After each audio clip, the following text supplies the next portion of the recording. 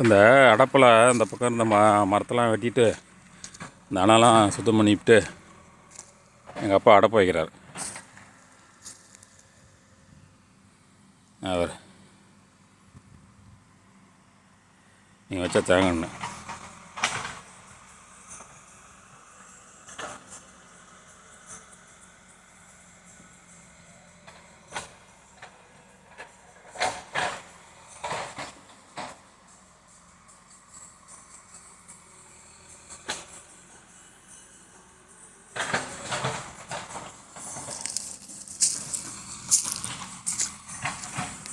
அதுதான் ஜேசிபி பிரிச்சுட்டு இருக்குது கட்டையை.